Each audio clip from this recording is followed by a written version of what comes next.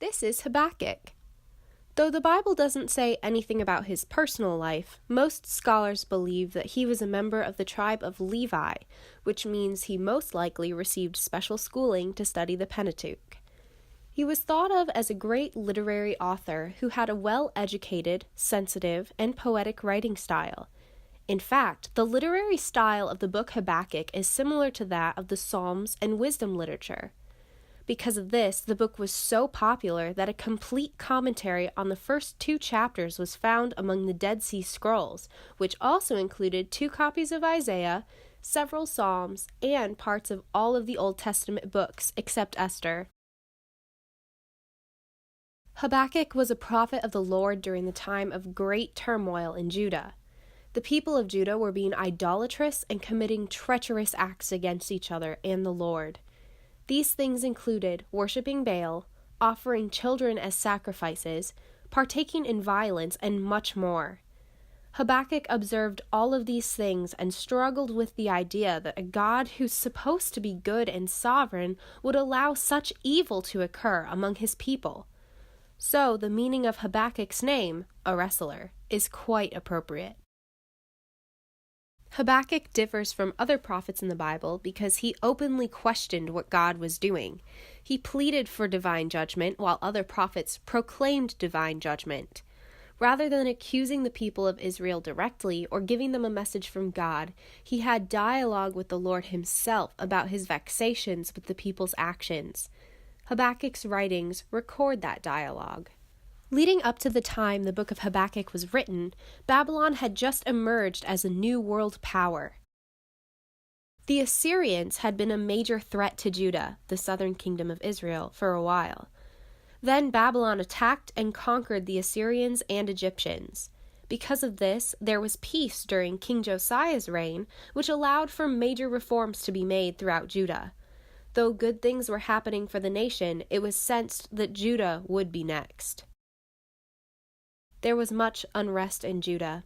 The King Josiah had died, and 2 evil kings followed, the current ruler being Jehoiakim, who reigned from 609 to 598 BC.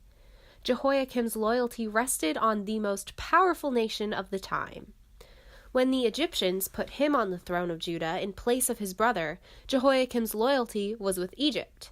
Once Egypt was conquered by Babylon, Jehoiakim pledged his allegiance to the New World power. During a war with Egypt, Babylon suffered a major setback, and Jehoiakim rebelled against them.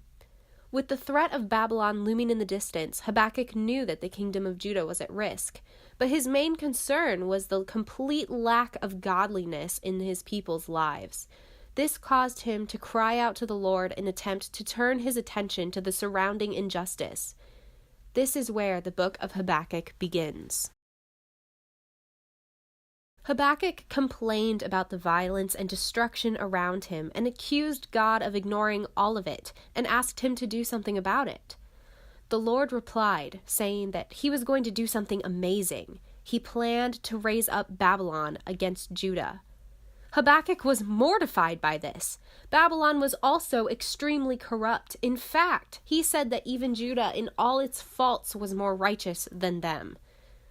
God instructed Habakkuk to get out some tablets to write on because his message was for a future time. If it seems slow in coming, wait patiently, for it will surely take place, he said.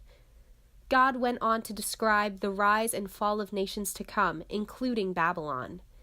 And just because he uses corrupt nations like Babylon to bring about his plan does not mean he supports their actions.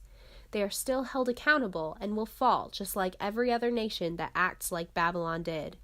He described the oppressive injustices of those nations. The wealthy people took advantage of the poor.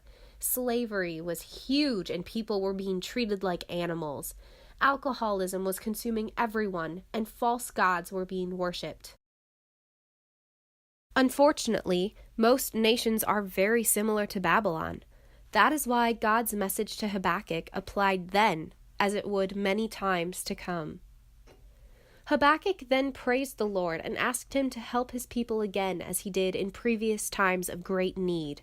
He depicted God in magnificent ways using phrases such as, His glory covered the heavens, and his praise filled the earth.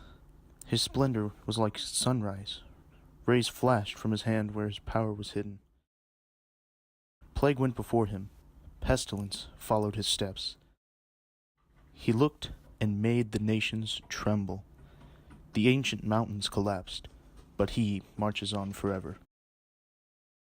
Habakkuk went on to describe God's mighty works of deliverance for his people from the past, how he crushed wicked leaders and saved his people and anointed one. This is also a foretelling of what is to come, Christ's redemptive work and God's conquering all evil. In this prayer, Habakkuk seemed to find solace knowing that God has a plan and is in control. He ended the book saying that, though he was initially afraid, he was ready to face the oncoming suffering because the Lord was his strength and joy. So no matter what was going to happen, whether it be famine, lack of income, evil people in power, or anything, Habakkuk chose to look to God for salvation. What started out as a fearful prophet turned into a man with strong convictions about his confidence in the Lord.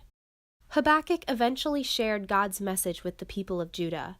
Those who were caught up in the wickedness of the nation blew him off, while the righteous took his words to heart and understood why God was allowing this destruction. Judah was captured by Babylon in 586 BC. The message God gave to Habakkuk was one he is also giving to you. There's no doubt that life is hard. It always has been and always will be.